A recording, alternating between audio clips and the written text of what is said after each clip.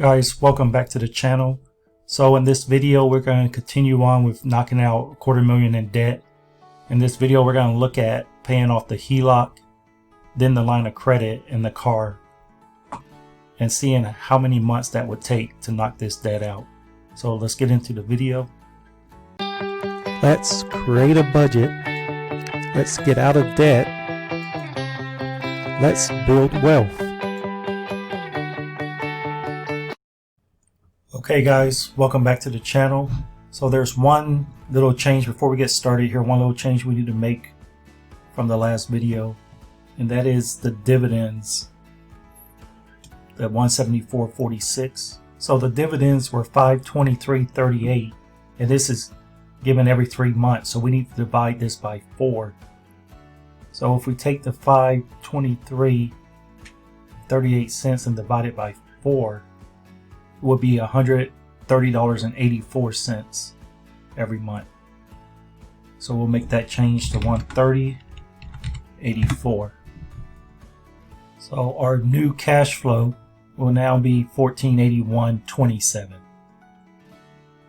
Okay, so we have our checking account amount. We know when our bills are coming out. We know our cash flow. So we're going to start with, in this one, we're going to do the HELOC, the line of credit, and then the car.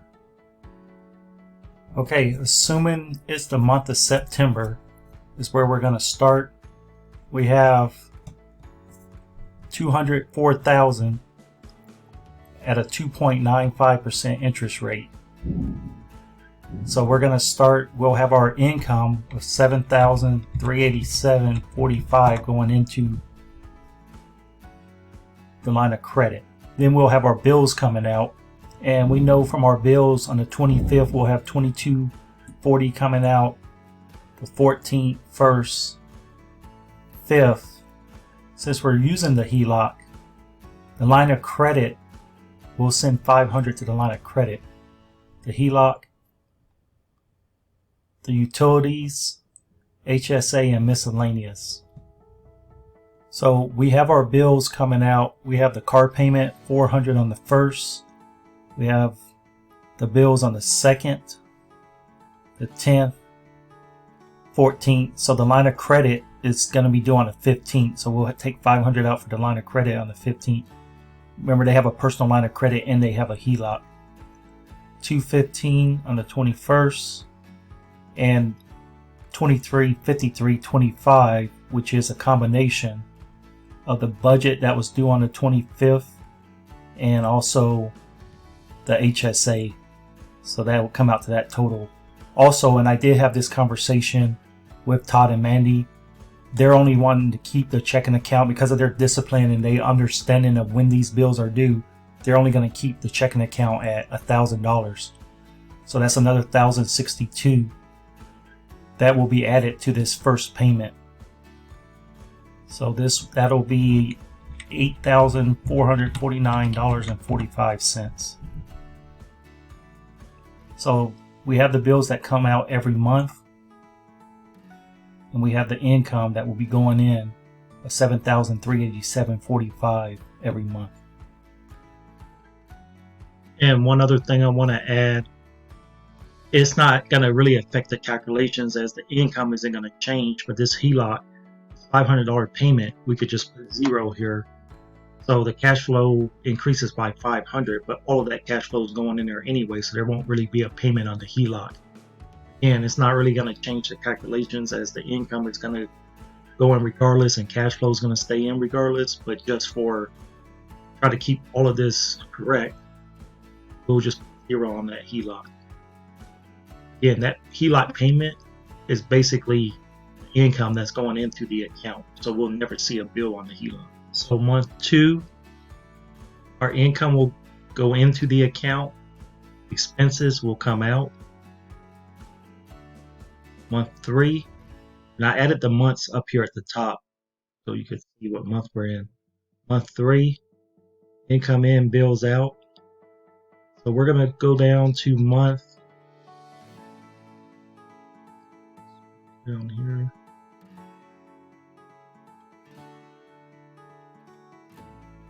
So here on month 27, month 27, we need to look at the car. Okay, so we have the car, we owe $10,600. Yours don't really matter. It is a 0% interest rate. So that calculates to a payment of $167.67.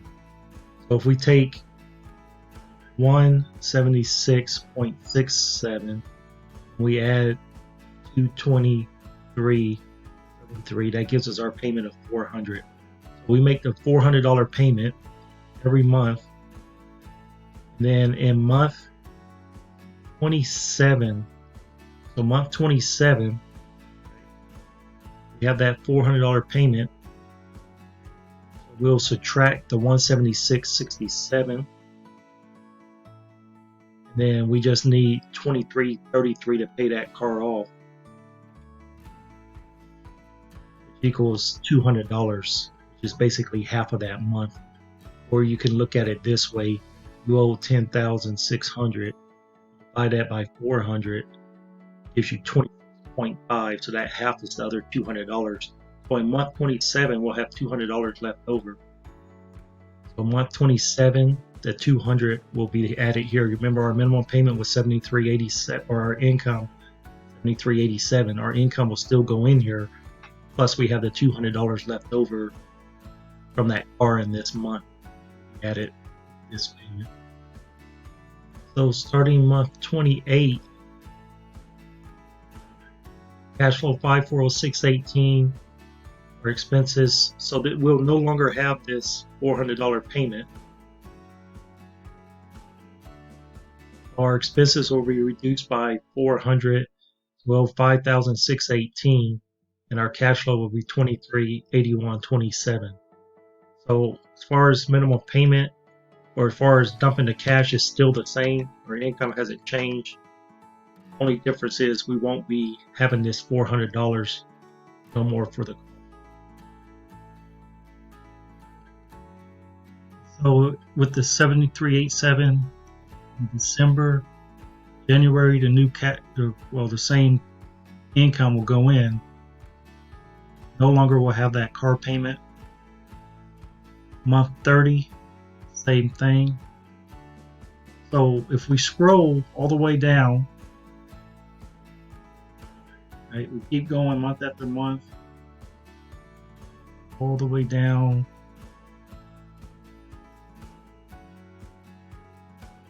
Month 95, 97. So month 98, when the income goes in, there's a balance of $715. As the bills come out, we'll have a balance $572,209. So starting month 99, we'll have a payment $572,209 going in. So if we take our income of $7,387.45 and we subtract $5,722.09, we'll have $1,665.36 left in the checking account. So this $100 will not need to come out. And this $10 will not need to come out. That's $110. So we'll subtract $110 out of this checking account because we'll be paying those bills with it.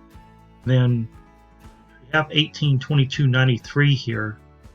So if we have $1555.36.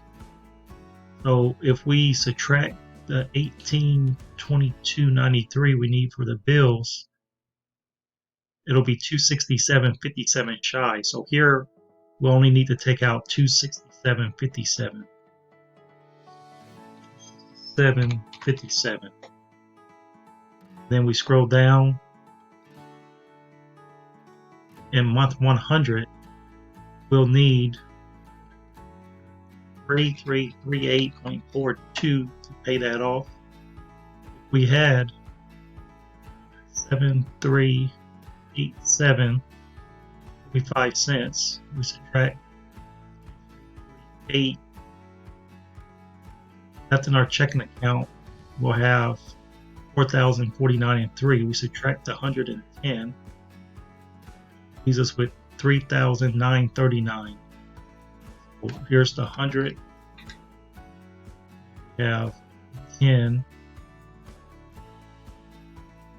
So we subtract the 1822.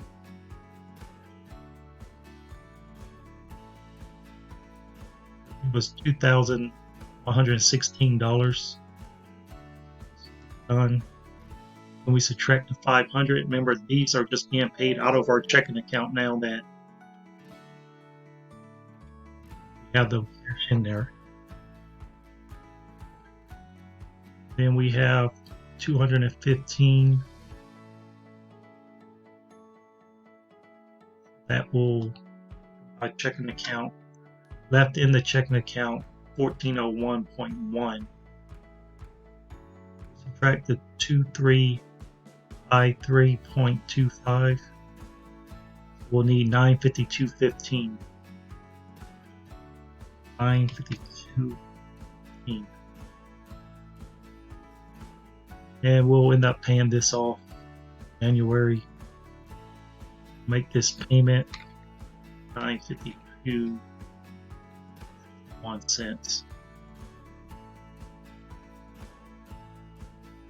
So our total expenses are $5,406. We have $7,387.45. We subtract the $952.61, and then we subtract our expenses for that month of $5,406.18. So we have left $1,028.66. So all we have left is the personal line of credit. We owe $40,000 at a 6% interest rate. So this payment was due. We were paying $500 on the 15th of every month. So we follow this down. Month 101 it was.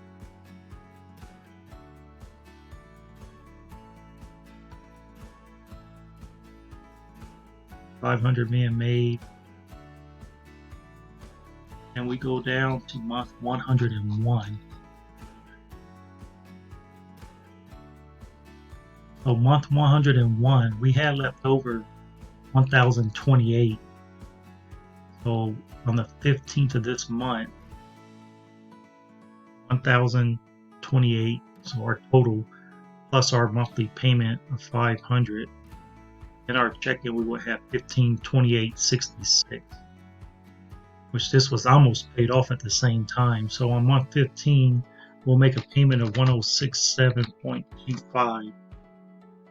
So we're in month 101. We subtract 107.25. We have 461.41 left in our checking account. So running this HELOC first, line of credit, and then the car. 101 months, divide that by 12, 8.4 years. All debt will be paid in 8.4 years, running it this way. So guys, understand, that's 8 years. That means that there was no raises, there's no extra money coming in. Obviously, this can be paid off a lot faster. There's really not much more. Unless, something interfered with it, if you had other bills arise or something came up. But straight comparison, regardless of what comes up or if there's extra bills, this is how many months it would take doing this straight through this way with the HELOC first, line of credit, and then the car. So guys, I hope you found value in this video. If you did, I would appreciate a thumbs up.